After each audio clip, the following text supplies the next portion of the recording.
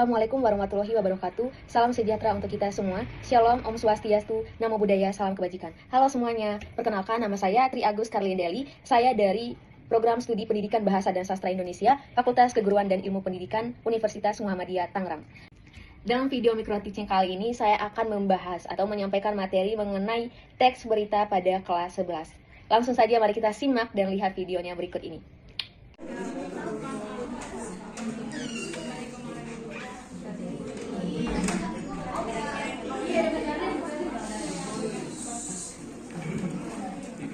Selamat pagi semuanya. Pagi, Bu. Bagaimana kabarnya? Baik, alhamdulillah. Luar biasa. Allahu Akbar. Sepertinya kurang semangat ya. Sekali lagi, apa kabarnya? Alhamdulillah. Luar biasa. Allahu Akbar. Baik, sebelum kita memulai kegiatan hari ini, alangkah baiknya kita berdoa terlebih dahulu kepada ketua kelas. Kami mohon untuk siapannya.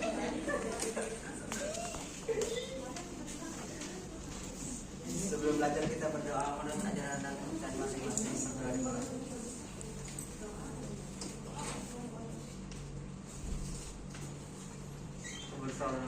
Assalamualaikum warahmatullahi wabarakatuh.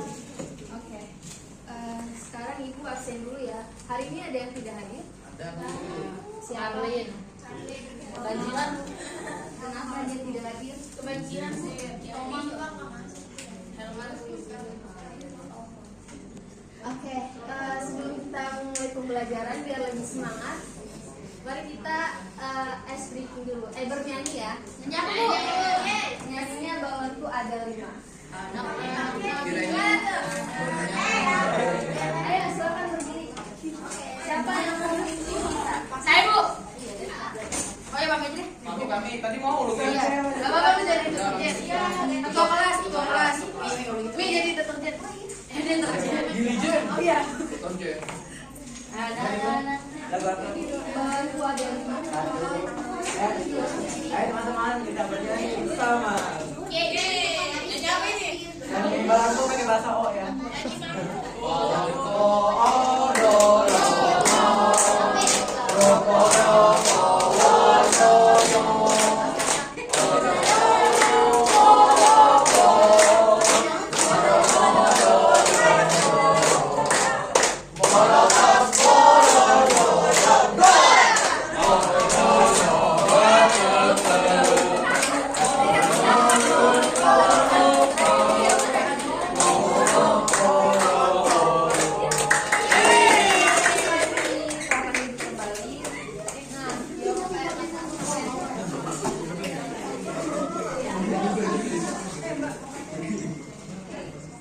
Anak-anak, hari ini kita akan belajar mengenai teks berita ya.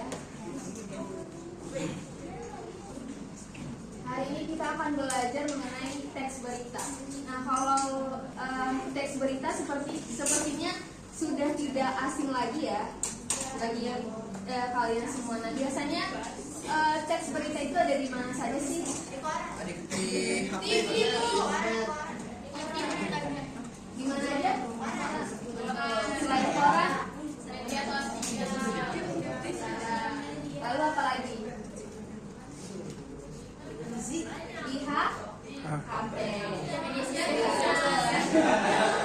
Oke, nah jadi teks berita itu adalah tulisan yang berisi informasi tentang kejadian yang benar-benar terjadi sesuai kenyataan gitu. Jadi bukan khayalan atau fiksi saja ya.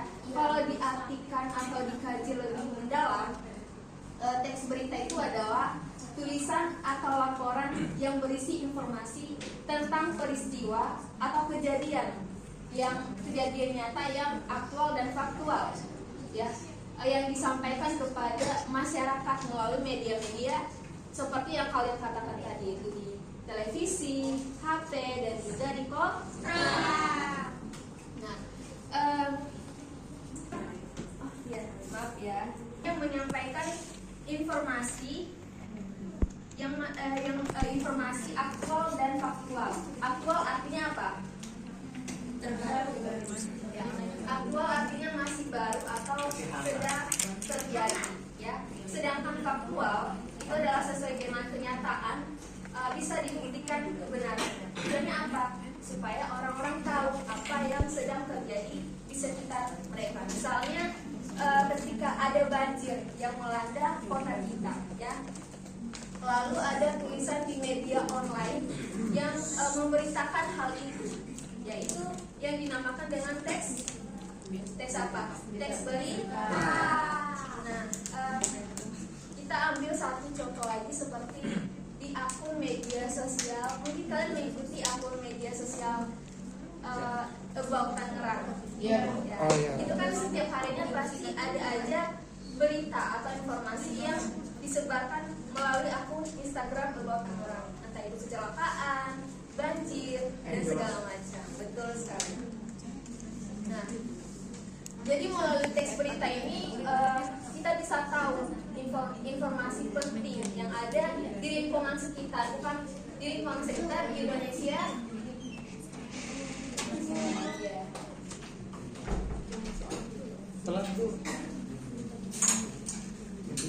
Jadi melalui teks berita ini kita bisa tahu informasi penting yang ada di lingkungan sekitar di Indonesia, bahkan di seluruh dunia.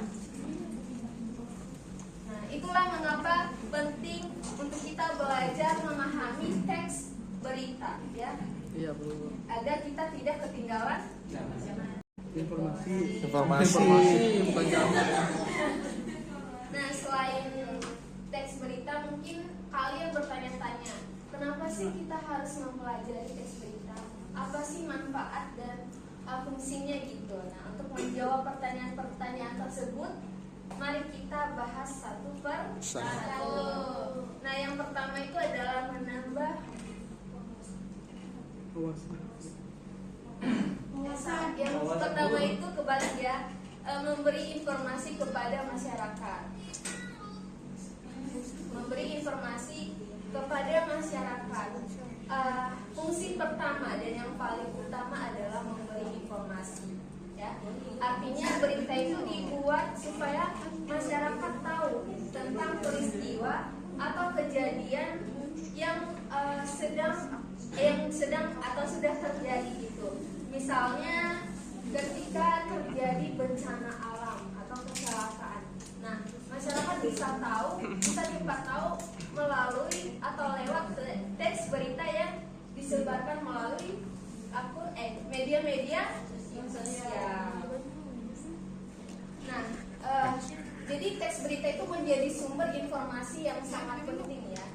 Menjadi sumber informasi yang sangat penting agar kita tidak ketinggalan kabar atau informasi-informasi. Nah, yang kedua itu adalah menambah wawasan pembaca tentang berbagai peristiwa. Nah, fungsi kedua teks berita itu adalah membantu kita untuk menambah pengetahuan. Dari teks berita kita bisa tahu apa yang terjadi bukan hanya di sekitar kita, tapi juga di kota-kota, bahkan di negara lain, ya.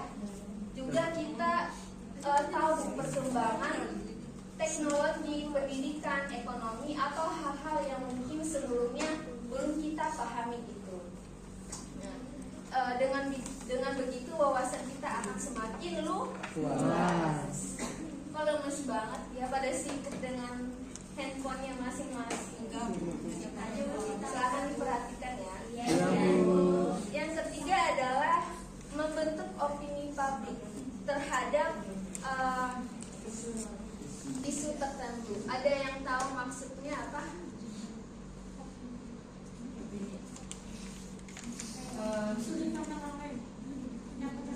Ya. Ada lagi? Oke, jadi membentuk opini publik terhadap isu tertentu. Yang ketiga ini menarik, ya. Kenapa? Karena ternyata teks berita itu juga mempengaruhi cara masyarakat berpikir, ya, cara masyarakat bersikap untuk terhadap isu tertentu. Misalnya ketika ada mahasiswa yang memiliki prestasi banyak, lalu kita membaca teks berita itu, nah bisa jadi kita termotivasi ya, termotivasi untuk melakukan hal tersebut setelah kita membaca teks berita tersebut. Nah, balik lagi ketika kita membaca teks berita yang buruk-buruk juga pandangan kita juga akan berbeda gitu ya. Nah, kemudian yang keempat adalah sarana komunikasi massa antara peristiwa dan pembaca. Nah, berita juga jadi penghubung antara peristiwa dan masyarakat ya. Jadi walaupun kita tidak melihat kejadiannya langsung, tetapi lewat berita kita bisa tahu apa yang sedang terjadi. Nah, anak-anak,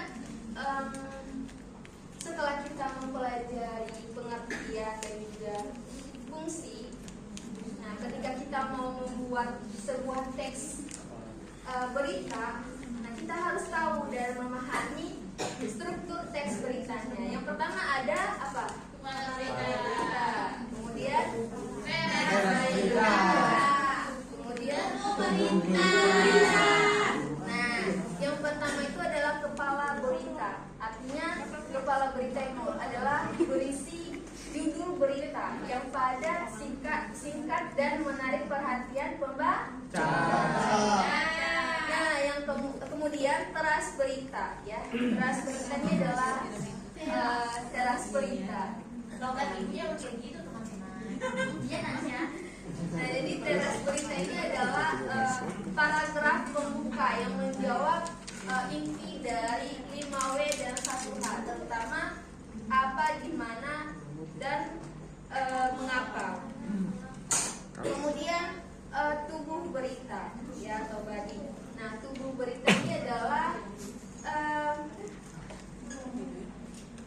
bagian yang paling penting ya, bagian yang paling penting untuk menjelaskan informasi-informasi secara rinci ya. Kalau diibaratkan isi berita bukan isi berita ya, iya, kalau diibaratkan isi dari berita itu sendiri. Sampai di sini bisa dipahami? Bisa. Apa coba? Saya bisa jelasin Mengenai yang ini Bu. ya, Struktur. Kalau kepala berita itu biasanya bagian judul. Tadi yang berisi judul itu harus singkat, padat dan menarik. Lalu teras berita itu yang bagian di awalnya ya Bu ya, pertama kali beritanya. Lalu tubuh berita itu isi dari berita itu tersendiri. Oke, betul. Berikan tepuk tangan.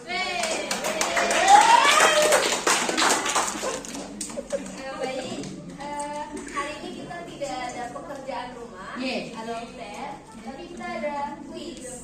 Silakan di stand dan menjawab pertanyaan yang ada di sampingnya.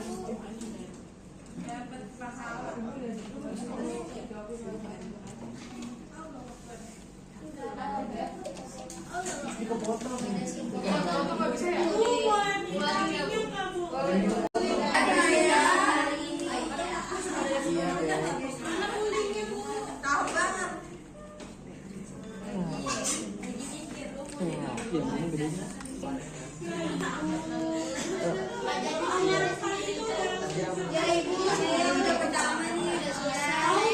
Saya tinggal 9. Oke, mulai ya. Oke. Ya saya udah Bu. 1. Apa yang berbeda dalam teks ini?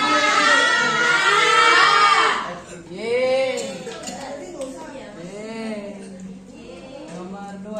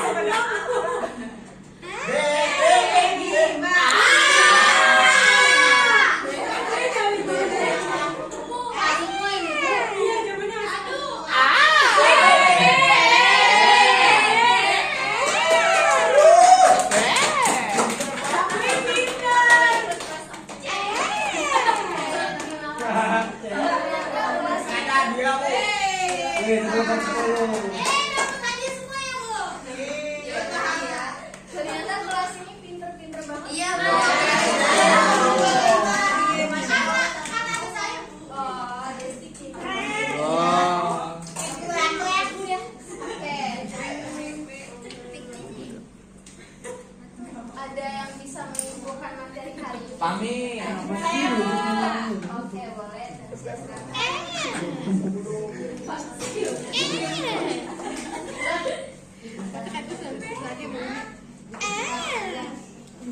Baik, semuanya mulai hari ini di dalam berita terdapat fungsinya dari fungsi berita pertama memberi informasi kepada masyarakat, yang kedua menambah wawasan membaca tentang berbagai peristiwa, yang ketiga membentuk opini publik terhadap isu tertentu, yang keempat sarana komunikasi massa antara peristiwa dan pembaca. Kemudian di dalam berita ini ada strukturnya. Pertama ada kepala berita yang berisinya judul, kedua ada teras berita yang berisi adik simpa apa, mana, apa, kapan, siapa, mengapa dan bagaimana. Yang terakhir ada tubuh berita yang berisi isinya. Oke, terima kasih Kak Sia. Ini menambahkan atau menyimpulkan juga ya. Jadi teks berita itu punya peran penting, tidak hanya menyampaikan informasi, tetapi juga membentuk atau memperluas wawasan kita. Ya, jadi ketika kita menulis sebuah teks berita, kita juga harus mengerti dan paham struktur teks berita. Strukturnya tadi apa saja? Ada berita.